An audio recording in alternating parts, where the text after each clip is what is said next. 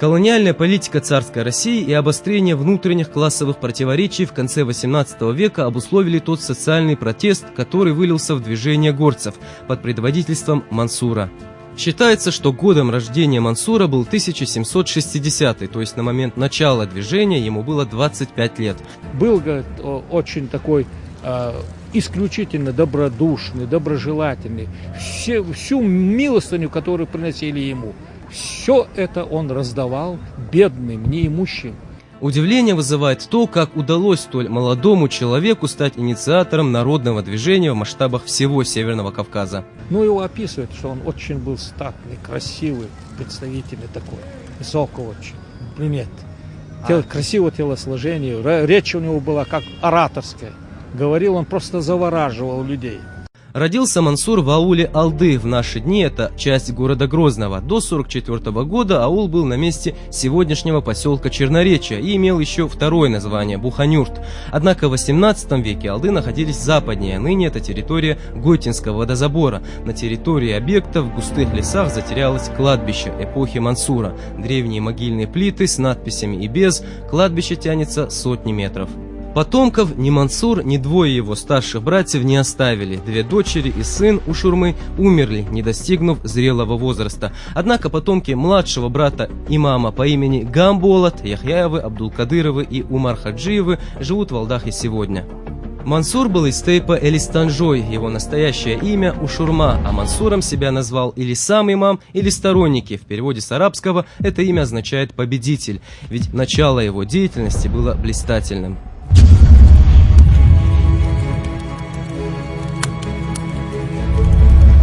Впервые с публичными проповедями Мансур выступил у себя в Алдах в начале марта 1785 года. Царский агент Али Салтан, побывавший в ауле имама 8 марта, доносил следующее. Шейх он и взошел на мечеть, созвал всех к богомолию, и как собрался народ великим количеством, то он и, не слезая с мечети, увещевал всех тут предстоящих, дабы они отстали от злых предприятий, и кто с кем имеет ссору и вражду, примирились бы, а равно вина и водки не пили, табаку не курили, подавали бы милостыню и наблюдали закон Магомеда. Мансур был грамотным, читать и писать по-арабски он во всяком случае умел. Есть мнение, что Ушурма учился богословию в Дагестане. Он был связан с хорошими религиозными, образованными людьми и с Дагестаном имел связи. Совершенно известно, он рассылал свои воззвания ко всем народам Северного Кавказа. Причем, говорит, зачастую сам их писал.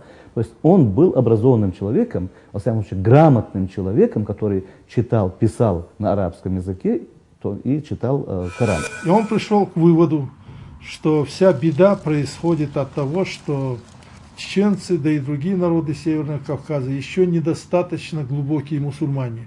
Мансур проходил характерный путь проповедника, обличителя и наставника. В продолжение первой половины 1785 года число последователей его учения стремительно росло. Естественно, об этом в ставке царских войск уже знали. В свою очередь, царская администрация призывала не верить новоявленному проповеднику. Российская власть всегда боялась любой формы объединения горцев вокруг какой-либо идеи, учения или человека. Они увидели, что вот на ровном месте, если раньше там, скажем, мусульмане разных национальностей, разных народов были разрознены, тут они увидели опасность их объединения. Да, шейх Мансур говорит о мире, но он сегодня так говорит, а завтра что будет? Иоганн Бларамберг, офицер Генерального штаба Российской империи, служивший на Кавказе, так оценивает роль Ушурмы в деле укрепления ислама на Северном Кавказе. В 1785 году лжепророк шейх Мансур обратил все черкесские племена в мусульманство и побудил их к войне против России, которая продолжалась вплоть до 1791 года, когда кабардинцы вновь подчинились России. Мансура называли лжепророком, авантюристом, турецким агентом и так далее. Впрочем, по-другому в военных рапортах писать и не могли. Это объясняется тенденциозным подходом в оценке его личности, его современниками, а потом и рядом исследователей. Из Петербурга поступил приказ в Астрахань выдвинуться сюда, в Чечню, пленить лжепророка шейха Мансура, Ушурму. Хотя он никогда ни в одном месте не называл себя пророком.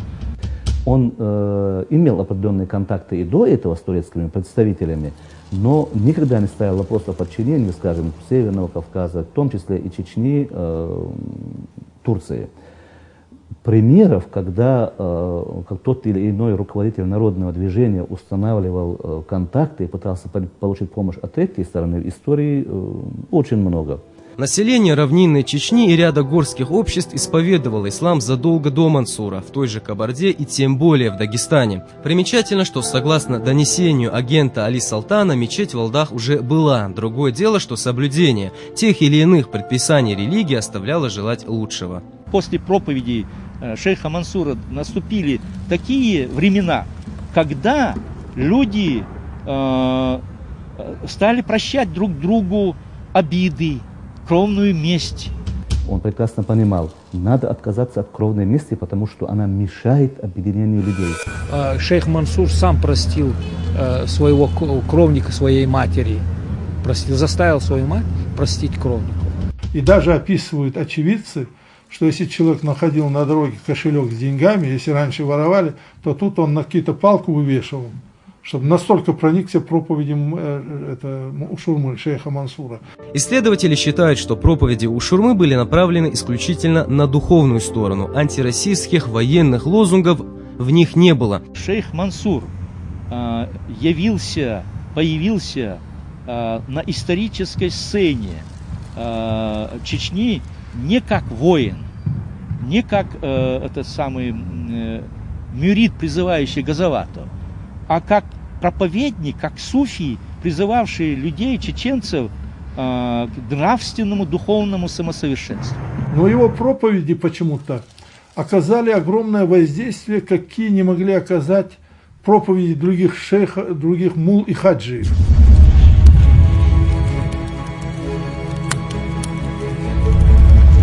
Постоянные карательные экспедиции толкали горцев на сопротивление. В этих условиях религиозная проповедь Мансура сплотила целые народы. По приказу генерал-поручика Павла Потемкина началось усиление наиболее важных укреплений, расположенных на Кавказской линии. А в Алды был отправлен отряд. Целью было пленить Ушурму и удушить движение имама на начальном этапе. 6 июля 1785 года 2000-й отряд полковника Пиери вышел из станицы Наурской и достиг Алдов. Большинство жителей села вместе с имамом скрылись в ближайшем лесу и вышли к той узкой просеке, по которой отряд пришел в эту местность. Аул, состоявший из 400 дворов, был полностью сожжен. На обратном пути, когда отряд углубился в лес, он был окружен. Начался бой. Солдаты пытались пробиться с Унжи и, переправившись через реку, соединиться с подкреплением, которое находилось на другом берегу. Однако это удалось не всем. Потери составили около 1000 человек убитыми и ранеными. Погиб и сам полковник Пиери. В числе пленных был и адъютант Петр Багратион. Вскоре Мансур вернул Багратиона властям, не потребовав никакого выкупа. Впоследствии князь Багратион стал генералом от инфантерии и прославился в Отечественной войне 1812 года.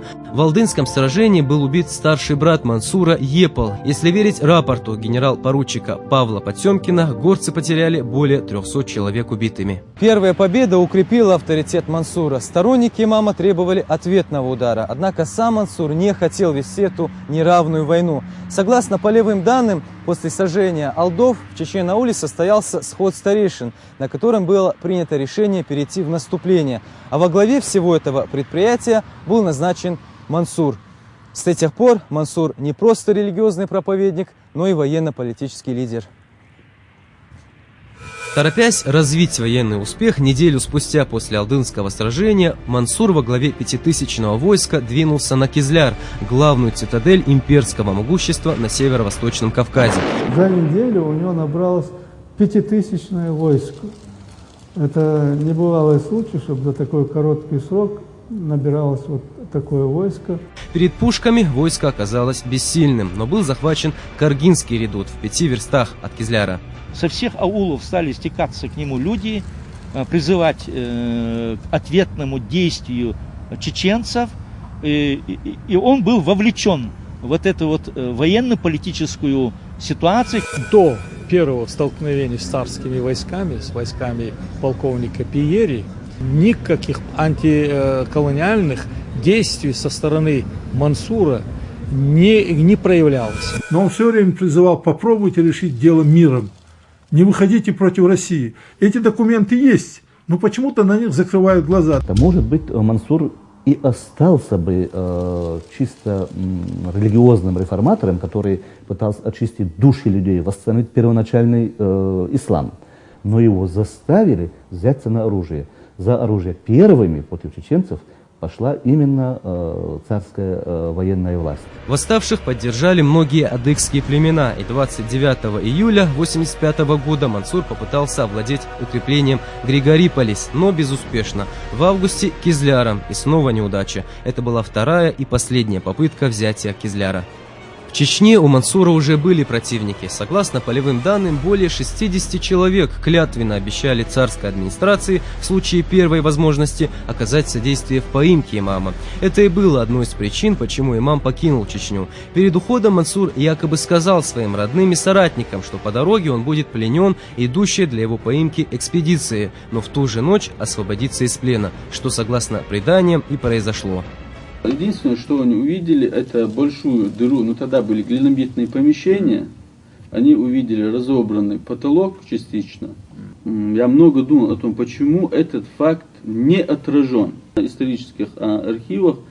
Потерять такого пленника для руководителя этой экспедиции по захвату Мансура, я думаю, был бы равносильно смертному приговору.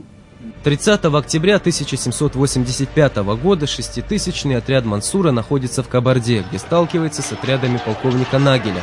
Пятичасовое сражение для сторон окончилось безрезультатно. Завлечь Нагеля в лес у Шурме не удается, а при атаке в открытом поле неподготовленные горцы победу не одержали. На открытой местности у горцев, у которых не было артиллерии, против российской артиллерии не было никаких шансов на победу. Нагель решил уйти в укрепление Татартуб, что Мансуром было воспринято как отступление. Спустя несколько дней после сражения имам вновь развернул наступление, имея при себе подкрепление от владельцев Кабарды. В этом сражении Ушурма впервые применил подвижные щиты, изготовленные из 2 рядов бревен, с насыпанной между ними землей. На каждом из них было по 2 пары колес. Всего щитов было около 50, они служили защитой от пушек. Однако одержать победу войску Шурмы не удалось, горцы отступили. Горцы ничего не могли сделать против артиллерии, потому что деревянные щиты против артиллерии, против картечи, они были бессильны.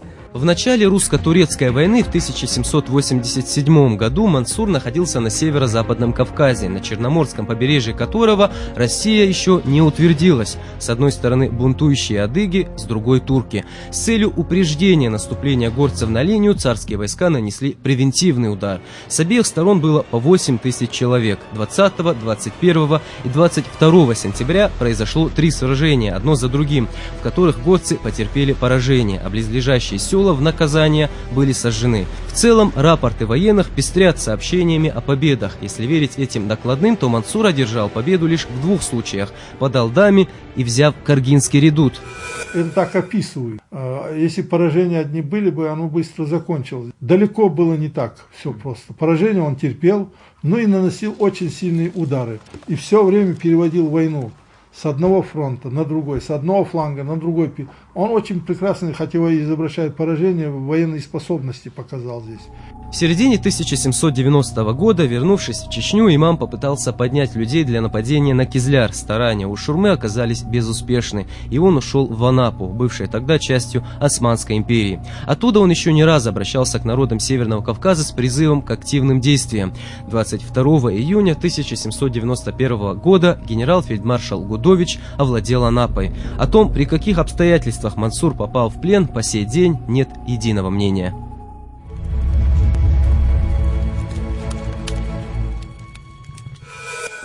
После взрыва порохового склада он был без памяти, контужен, и его захватили. Находясь уже в погребе, он воевал наверху, отступал, оглушенный, он попал в плен.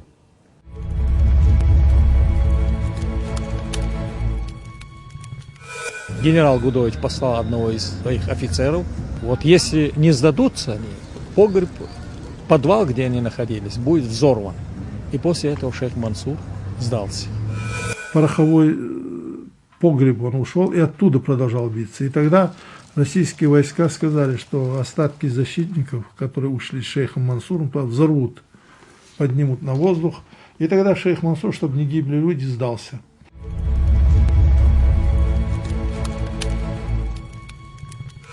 На неоднократные предложения сдаться Мансур отвечал отказом и грозился взорвать пороховой погреб вместе со своими соратниками. Гудович, понимая, что Мансур, будучи религиозным деятелем, не может покончить жизнь самоубийством, продолжал настаивать на безапелляционной, то есть безоговорочной сдаче. Мансур убедил своих соратников в том, что они должны поставить его. Это условие он поставил перед Гудовичем. И чтобы убедиться в том, что его соратники получили свободу, они определили между собой некий предмет, о котором знали 53 человека, помимо Мансура, вместе с Мансуром, вот эти 54 человека. И Мансур обещал выйти и сдаться в плен Гудовичу в том случае, если он получит знак освобождения своих соратников. Потомки младшего брата Мансура Гамболата хранят семейные реликвии – Коран, флагшток и кинжал имама, привезенные его братом Ламой. Некоторые другие вещи, как перстень, знамя, переписка, пропали в период депортации 1944 года. Вот он первым и пытался использовать исламскую идеологию, религию ислам, как мобилизующую и объединяющую силу. После шейха Мансура, даже потерпев поражение, мусульманство стало на Северном Кавказе укрепляться. Это была главная победа шейха Мансура. Мансур был отправлен в Петербург, где допрашивался тайной экспедицией. Известно, что у Шурме предлагали сотрудничество, учитывая его авторитет среди горцев. Так царское правительство хотело с помощью Мансура подчинить Северный Кавказ. Ушурма не согласился, зато, по неофициальным данным, на Северный Кавказ с той же целью был направлен царский агент, двойник Мансура. Однако вскоре он был разоблачен и вернулся в Россию. Потому якобы и был второй Мансур с другой датой рождения, заключенный и похороненный на Соловецких островах. Ему обещали, что с ним поступит как с военнопленным. То есть это. Но когда он сдался, с ним поступили не как с военнопленным, а как с мятежником. Ему было обещано, что его, после того, как его представят Екатерине II, его отпустят. Он поверил. Чисто, как человек, который действительно жил одними помыслами об религии, об Аллахе. Он свято верил в то, что ему обещали. Настоящего Ушурму из Алдов, сына Шабаза, приговорили к пожизненному заключению в Шлиссельбургской крепости. Согласно полевым данным, взглянуть на известного пленника захотели иностранные гости. Комендант тюрьмы Колюбакин призвал гостей быть бдительными, поскольку узник не то человек, не то зверь.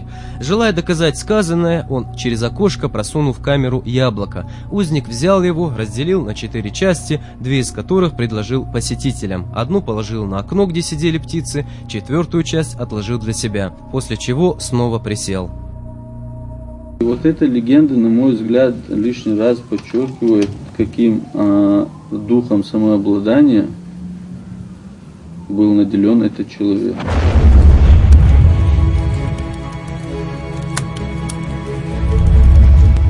Ушурма умер 13 апреля 1794 года. Имама похоронили на Преображенской горе. Это кладбище при Шлиссельбургской крепости, где хоронили всех узников. Вот в какой он могиле находится, кладбище известно.